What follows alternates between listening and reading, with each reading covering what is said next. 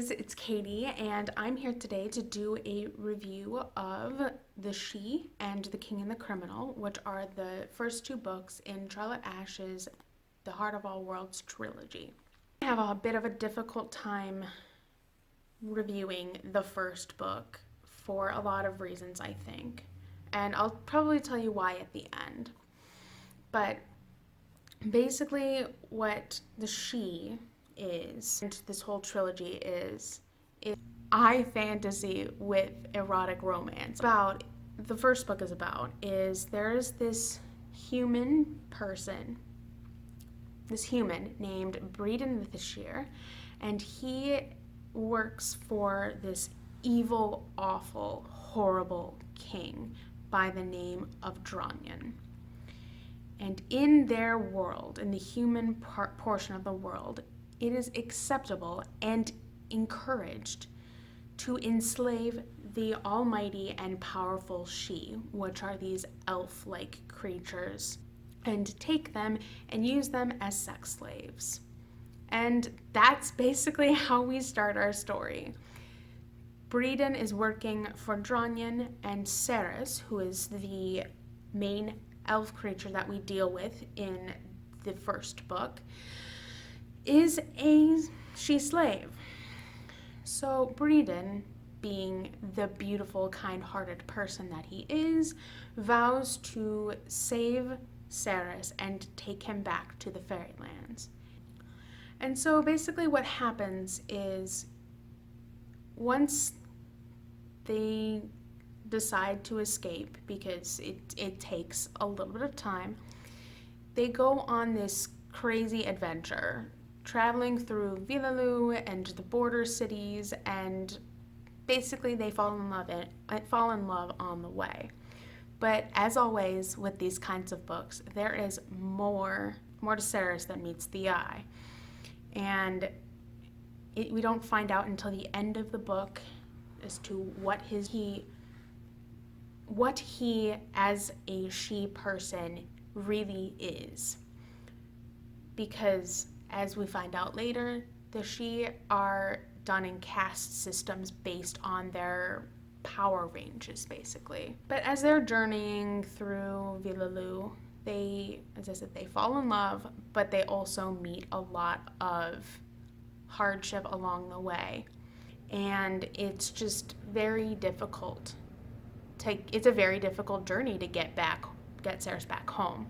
They do, there's more peril across the border once they get into fairylands, because just as much chaos as they met on the human side, they meet in a different way on the she side, I should say. And it's a really interesting world, and this was not my first time reading it. I've read this story countless times, and this is the first time I had a different experience reading it. I've always adored and loved every second of it, but this time I think what really bothered me the most was how underdeveloped a lot of the world was in the first book. We get a little bit more world building in the second book, which I'll talk about in a little bit. But the first book is mostly about learning Breeden and Ceres' life and just about their journey. And as I said, there's a lot of filler through erotic sex scenes, which I didn't think was necessary as much as there was. I mean, I understand why it was relevant to the story and why it was there, but it could have been less than it was. But I should give you a little bit of backstory into how I even know this story exists in the first place. So it was first and foremost a fanfic that was published in 2011. It's actually still there because of the publishing company that Charlotte works with is very much a proponent of just turning a fanfic into an original work. And the thing that was unique about her work is nothing about the world had anything to do with the fandom except for the two characters that she put into it. It was full of OCs, it was high fantasy, and just everything was original except for the two characters at that point. I mean, it really worked out, I think. But I think that's why it is the way it is. She kept the original fic very much embedded. It's there at its core, and it's pretty much the same. Like, everything is the same except for a few things here and there. But she expanded on the world a little bit, and she actually created her own language for her world. So it's a lot richer and a lot deeper than the other work was. But let me just tell you something. That shouldn't turn you off. I know a lot of booktubers believe that fanfic is just not a good thing, that it's just, a lot of you don't read it or think very highly of it. But let me tell you, I know so many authors that were originally fanfic writers, and that's how they got started on their journey. And I just don't think that that should be discouraged. But honestly, I think it's a really good thing, and it's really great. And if that's how they get their first novel out, great. There have been plenty of people that have done it. We've read some fanfic that are better than published books, let me tell you. But anyway, I digress. Just because it was originally a fanfic doesn't mean you shouldn't read it. Back to the She. As I said, because of my deep-seated roots in that fandom at the time, I was obsessed with the original fic, and I followed, once the author announced that she was going to create an original work, I followed that very, very closely because of my love for the story. So anyway, that's how I found out about it, and as I said, I really enjoyed it. I liked the book, but this time, probably because I've gotten more immersed into really, really rich, detailed worlds, I just expect that in almost everything I read, and so that changed my perception on the book a little bit. And just even the characters, they felt very hollow. It still has a very special place in my heart. That story was there for me when I needed it. Just special to me. And then moving on to the second book, which is The King and the Criminal. That book is leagues, I'm not even joking, leagues better than the first.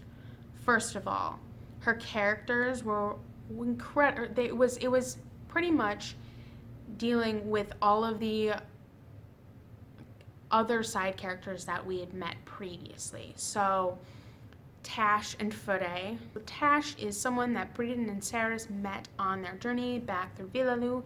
He was exiled for a crime that he committed back home in the Fairylands. They meet Tash, and he actually ends up becoming their ally after a bit of a rough start. But basically he's exiled, and then he gets encompassed in a lot of other political situations. So in the second book, he has to deal with Sidhe, who is the king of part of the Fairylands. The Fairylands are divided into different parts, just like the human worlds. There are different kings for different areas. Fairylands are the same. He is given a task to go find a criminal that is interfering with a treaty that has been put into place, dealing with both the humans and the She.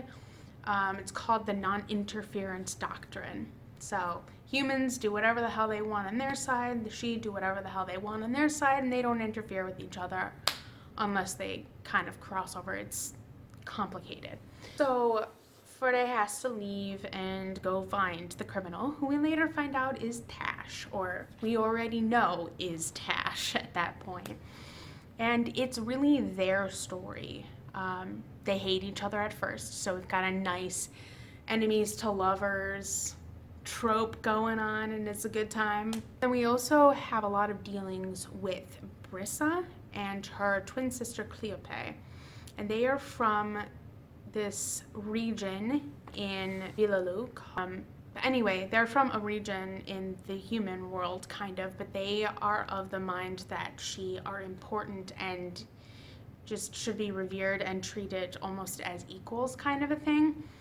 So they learn of this prophecy when they were younger, and now they're trying to find out more and go from there. And it's kind of about not only the journey there, but also dealing with all of this prophecy stuff. And of course, there's some crazy, chaotic things that happen. A lot more action happens in this book than in the prior book. The world is also expanded on a great amount. We learn so much more about the fairylands and the different types of she and other mythological creatures that there are. We learn about different languages and just all kinds of really, really cool stuff. And I loved every second of The King and the Criminal. I mean, do Brayden and Saris make an appearance again? Yes. But what they're going through a bit of a rough patch at the moment, and so that was really refreshing to see. From it's just such a drastic change from the first book, which is just very much the epitome of like disgusting young lovers. It's got to be a bit much this time for me, and which is weird because, as I said before, it never bothered me. And I mean, ultimately they resolve their problems, but I like that. And you just get to learn more politics on both sides and learn about, as I said, all kinds of things. But Tash is literally my favorite character, probably from the entire world so far. I love him, and I relate to him on many, many levels. He's a linguist. He's a historian. He is a sassy, snarky little elf, and I love him. The ending of The King and the Criminal just ends on a bit of a cliffhanger. I was less surprised by it this time than I was last time. I don't know why. Maybe it's just because it happened so abruptly, or maybe it's just because I knew it was coming, but it just didn't seem as jolting as last time. Maybe it's because I'm used to things like, oh, I don't know, The Realm of the Elderlings, which literally just kills you. But I just loved it. As I said, because of what happened, I'm really anxious to get the third book in my hands.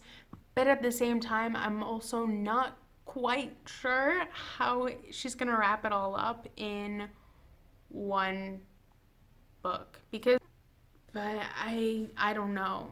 I'll be very interested to see what happens, because there's just a lot left that I feel like could be explored, or there's a lot to wrap up. So, I mean, I think she said she's going to plan on writing other things in the world once the trilogy's complete, but at the same time, there's just a lot left. I don't know. So as I said, I'll be very interested to see what she does to complete it.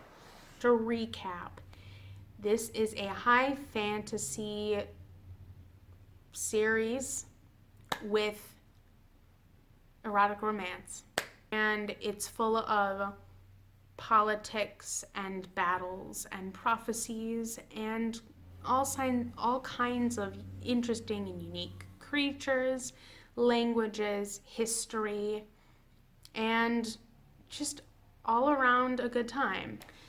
But if you guys are willing to look past the excessive graphic sex, I think you may like it and should definitely give it a try. And if you can't, well then, absolutely don't read it. Just don't. That's all I'm gonna say for today. So as always, feel free to like, subscribe, comment, follow me on social media. I have a Twitter and a Goodreads, which are both linked below. And then I also have other social media sites. There's a Tumblr, a second Twitter, and an Instagram upon request if you're interested. And I will come back with another video for you guys again soon. Okay, bye.